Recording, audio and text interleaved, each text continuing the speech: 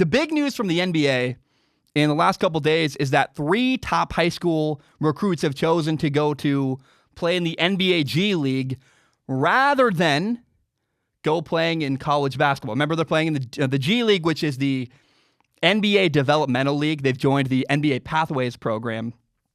And this has been a really big deal in the sports world. I keep seeing headlines like, the NCAA needs to be very, very afraid. And the NBA and NCAA are now competitors. And technically, the second statement is true.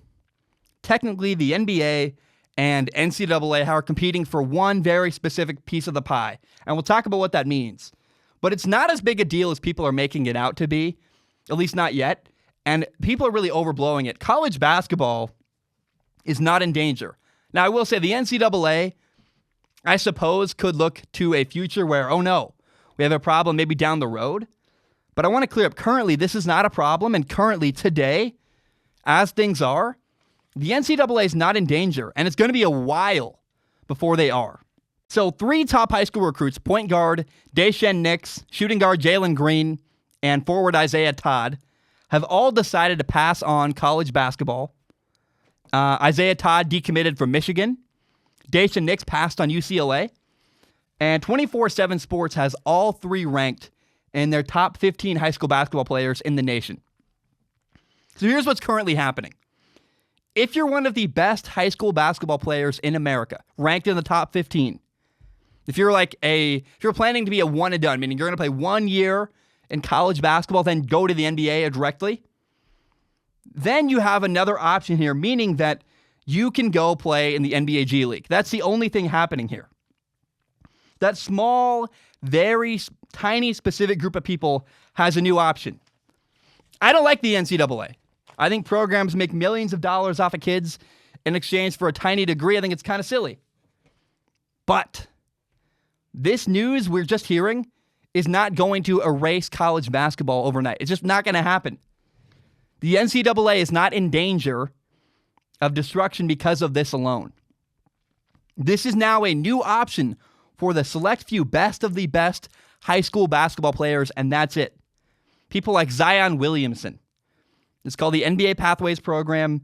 And for example, here are the details from Jalen Green's deal. He's a number 2 ranked prospect in the nation, according to 27 Sports.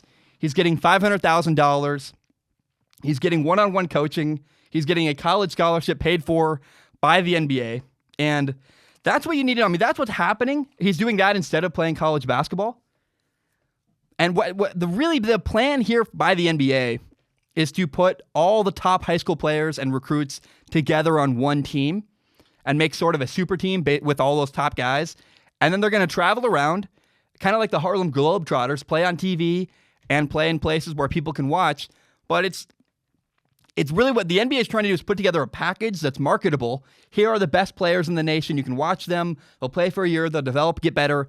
Then they'll go to the NBA. The NBA doesn't care about the number 500 recruit in the nation. They care about the top 15. That's it. To be very clear, this is a very, very exclusive thing. The goal is to get all the one-and-done players in the NBA system rather than going to play college basketball. It's not like suddenly nobody's going to be able to play college basketball.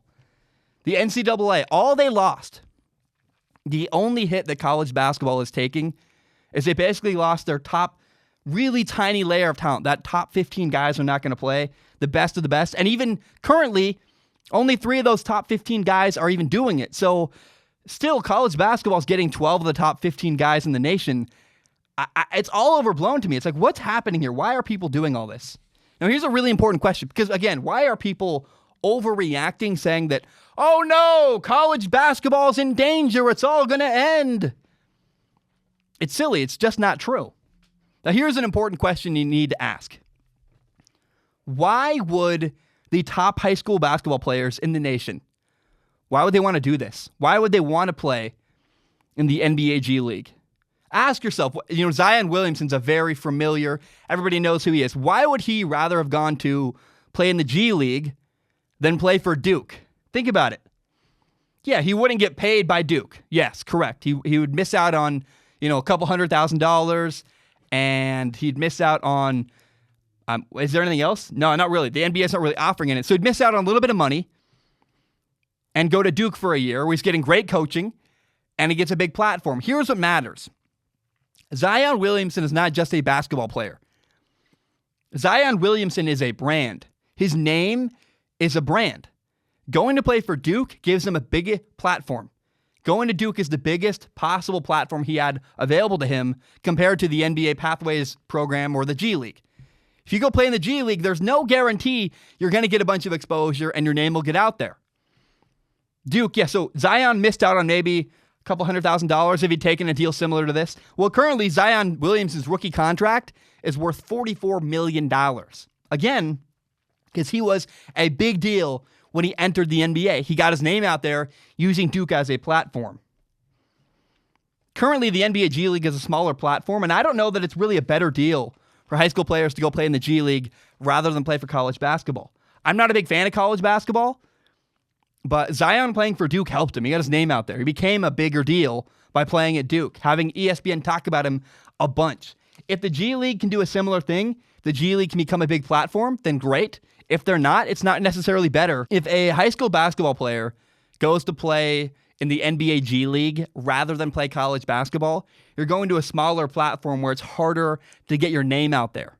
March Madness is a big deal. If you play in March Madness next year, people are going to know your name. They'll know who you are. It's a better deal to put your name out there and get your name out on a bigger platform. That's why I don't really understand that. I just don't know that going to play in the G League is actually better for high school recruits. And certainly college basketball is not in danger. Understand, even if college basketball didn't get the top 10, all top 15 or 20 players in the nation from high school basketball, they're still going to be fine. There are 4,500 college Division I college basketball players. They lose out on 15 of them. Oh no! They can still field a team. They can still have a gigantic tournament. They're going to be okay. All the NBA really wants is those top 15 one-and-done guys, the guys who are going to go play in college basketball for 1 year, then immediately leave and go play in the NBA. The NBA wants to help those one-and-done guys. Again, they don't want the number 500 recruit in the nation. That's college basketball's problem. And pretty soon, the one-and-done rule is going to go away. So you'll have two options. If you're a high school basketball player, you'll probably have two options in a couple years from now. You'll either be able to go play in the G League with top talent, or you'll go play with everyone else in college basketball. And maybe it takes you a year or two of college basketball before you're ready for the NBA. If that's true, it's probably better for your NBA career in the end anyway. The NBA is still going to scout college basketball, even with the NBA Pathways program going on. They're going to look for guys who played for 3 or 4 years in a program and are developed basketball players ready to enter the league. Again, the NBA is not trying to take all of college basketball's top talent. They don't want it. Right now, the only way the NBA and NCAA are competing is for that top talent in the nation. This doesn't ruin college basketball. And if anything, people argue that having one-and-dones, people say that hurts college basketball. Well, you're likely not going to have any more one-and-dones. It's a very, very silly thing people keep arguing about. People keep worrying about how, is the NBA Pathways program ruining college basketball? Should college basketball be concerned? No, they shouldn't. Currently, college basketball is not in danger of collapse, even a little bit. In case you don't know, Strong Opinion Sports is not just a YouTube channel.